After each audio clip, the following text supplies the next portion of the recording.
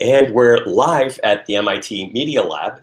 I'm Dazza Greenwood, a research scientist here in the Human Dynamics group and starting the law.MIT.edu research initiative with Sandy Pentland. And we're getting into lots of interesting legal questions and technology, lots of legal hacks, rapid prototypes, and lots of student projects that involve the law, technology, innovation. We have lots of student projects at the Media Lab. So I thought this would be a great time to have a conversation and to share with everybody this very, very special, I think, novel and important and timely collaboration that we've got going now at MIT with BU Law School that could be a tremendous help for legal questions that come up all the time for all projects. And perhaps ironically, including for projects that we're doing with law students and that involve legal issues. So it's especially relevant for us. And to talk about that, Andy Sellars, friend and colleague from BU, is and who's heading up as a liaison the program with us, is here at the Media Lab to talk a little bit about that. So welcome. And I just wanted to ask, could you maybe let people know who you are and what is the program? Sure, be happy to. So I run the Technology and Cyberlaw Clinic, which is a clinic that was created in partnership between MIT and Boston University School of Law. It runs like a lot of legal clinics do. We have law students working with us, and we work with real clients on real issues. The students do the bulk of the work, and I supervise and make sure things are going in the right direction and intervene as need be, or surface more systemic issues that warrant a larger response.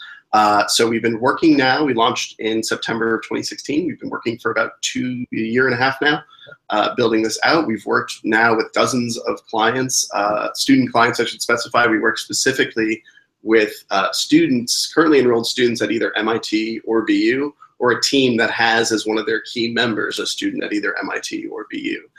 So we've had a great opportunity to get to know a lot of different students around the MIT campus and what sort of legal issues they run into.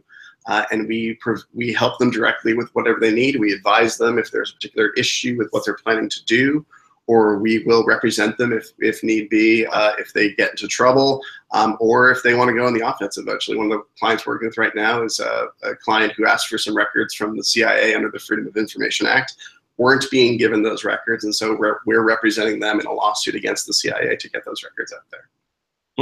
Yeah.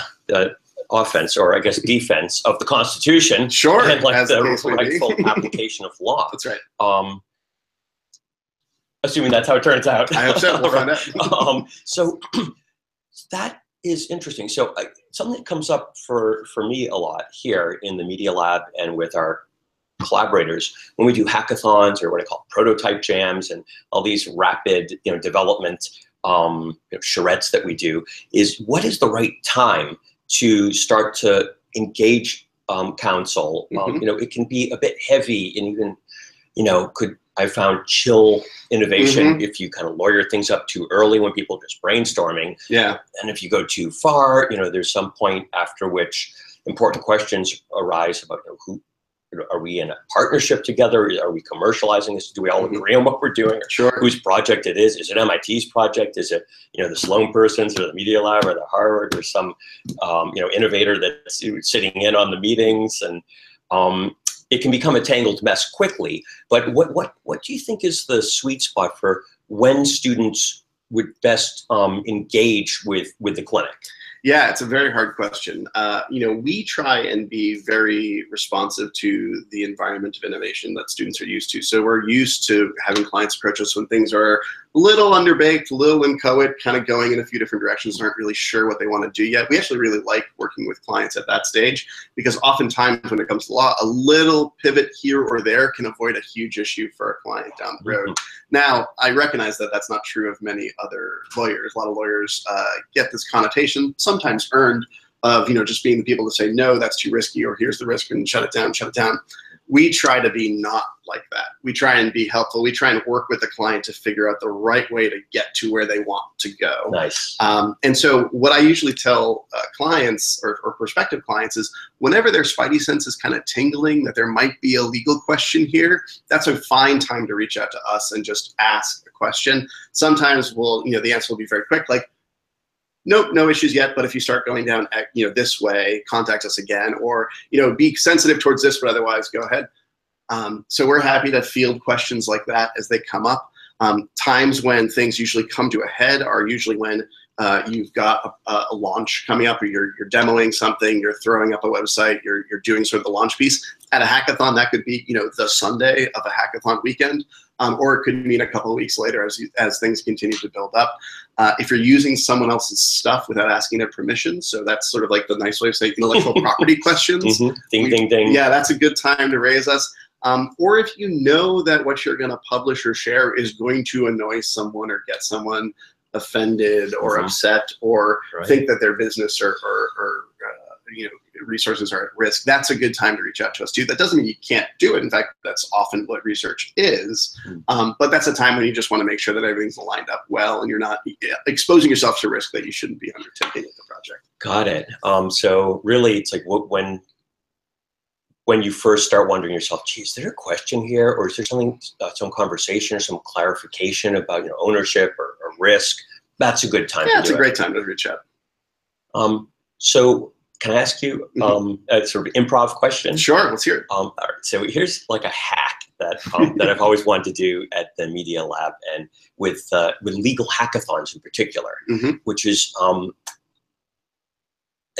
almost feel like we owe a slightly higher duty to have things wired really tight for legal hackathons on the rules and the IP and all of the legal overlay. And so one thought that I had, sort of tried it with the Vanderbilt Law School hackathon, we're going to try it again with some others, is maybe we could do it on October 30th. We'll mention that before we close. Would be as part of the sign up on Eventbrite, or however people sign up, sketch.org, some terms and conditions that maybe lay a framework so that people have a starting point or default position with respect to maybe intellectual property, whether it's open source or not, and what the meaning of a team and a team project is, whether it's maybe presumptively a partnership or presumptively absolutely nothing, but some voluntary association, everyone goes their own separate ways and it's all open source, would be my typical path. And then if you chose to perfect that into a startup or a collaboration or something, then everyone would, in theory, in that case, know that would mean take another step. You could even give them some templates, of things to think about. Have you ever heard of, or what do you think about the possibility of trying to provide like rails, in a sense, for events where lots of projects will be made to maybe, without over lawyering it, provide some sort of default guidance and some maybe trigger points to avoid anomalous results or confusion or conflict, but also maybe to promote innovation, in a good way? Yeah, two thoughts immediately jump to mind for me. One is that I think this is a really good idea to help stave off any conflict in the future, because if everyone has a clear understanding of what the expectations are, that tends to means that it will have less conflict going forward. So if everyone participating understands, here's how ownership breaks down, here's what obligations I have to license things out, irrespective of what you decide for those terms, if everyone's on the same page, you're not going to get blindsided by something. You're not going to have an unanticipated consequence. That's usually the time when people get more angry and turn to lawyers to try and sort things out. So that's one piece for sure. There are a lot of things to unpack in that situation. You flagged a few sort of who would own what comes out of this project is one. What obligations they're making, and to whom, I guess to the organizer, to put it out under some open license or put out the content in some way that is out for people to use. Because whenever you have an open license, you have an underlying owner of the IP, and that owner is putting it out under these open terms. So, there is an owner of, GPL licensed code, and that's the person you speak to if you want to do something that's not under the scope of the GPL license, for example. And so that's good too. And the other thing that comes up a lot, it varies hackathon to hackathon, but if you're giving the participants access to, I don't know, some data, a corpus of information, if you're doing a hackathon around a group of content, then you just need to specify what rights do you have with that content. This comes up a lot with corporate hackathons, where they'll say, like, improve our algorithm, and here's a bunch of data. Sometimes it's not really in the corporation's interest to tell you exactly what rights you have with that data.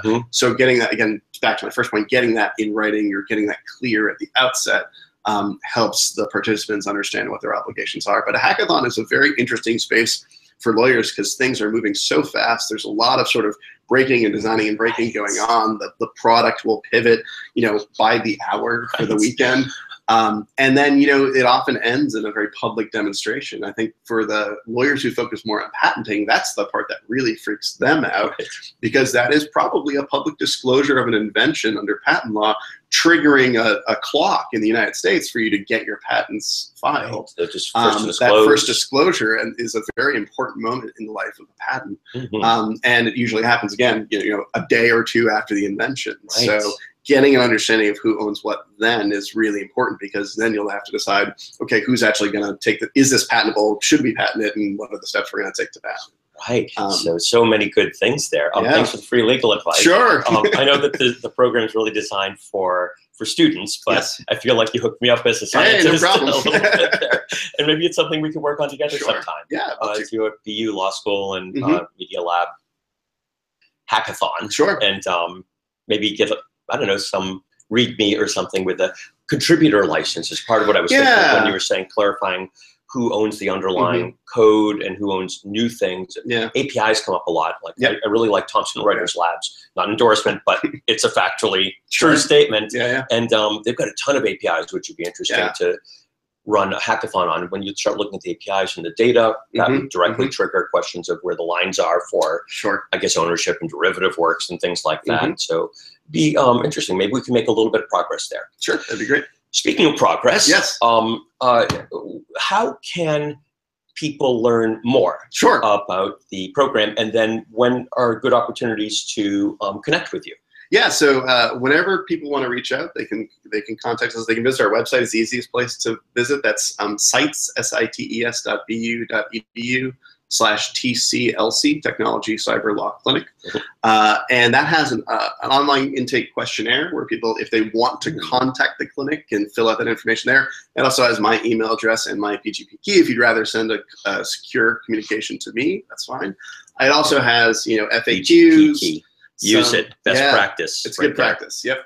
And then it has FAQs about how we operate. It has a little bit of information about the students in the clinic, as well as some of the clients we work with. Not very many, because most of our clients want to get the advice confidentially and don't really want to share that they got advice from us. And so the couple of clients who shared publicly, we talk about. We also post information about events we're hosting and talks we give. We do an IAP class every January. We do a technology know your rights class. Usually 2 days in January. We'll kind of do a quick walkthrough. My students will take the lead, and they do presentations on various legal topics that students frequently run into. And here's copyright law, and here's how you might confront copyright law, and here's how you avoid issues. Here's the Computer Fraud and Abuse Act, and here's when you might run into the Computer Fraud and Abuse Act, and here's how you get around those issues. So that's a lot of fun too. I'll be sharing dates of that soon. And then we're also on Twitter, just mainly posting when we're going to be around campus, so you can ask us questions too. So Twitter handle? Tech Cyberlaw, all one word, is us. Full handle? Yeah, it's not too bad. It was launched in 2016, so a lot of the namespace was gone by the time we appeared. But and then every Friday we're on campus. We kind of rotate through different locations on campus from 10 to 5. So we'll very often be in the Media Lab here. We'll be over at the Martin Trust Center for MIT Entrepreneurship. We'll be at the Student Center, and we kind of poke around. We've been at the library. We've been at Beaverworks, which is the Lincoln Labs Fab Labs facility. And we kind of kick around a few other places as well. So outstanding. So one of the references there was IAP, which is Independent Activity Period. It's our month of January, where we have lots of innovative classes, no formal classes at MIT. So that sounds like a great one. And coming up, I happen to know on good authority that you can chat with Andy at the MIT Legal Forum on AI and blockchain on October 30th and 31st at the Media Lab. And you can find out more about that at mitlegalforum.org.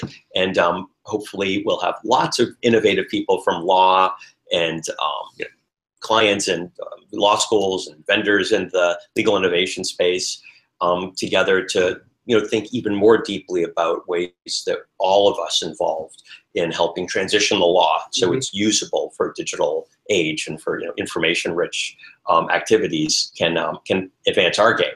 And that's going to be something that's open for lots of folks like us who are practitioners and also students and people trying to get into it in the profession. So thank you very much. You're very welcome. Thank you. Couldn't be more delighted that you're doing this and that we're doing it together between BU Law School and MIT. So yeah, it's been a great partnership. Let's make the most of it. Absolutely.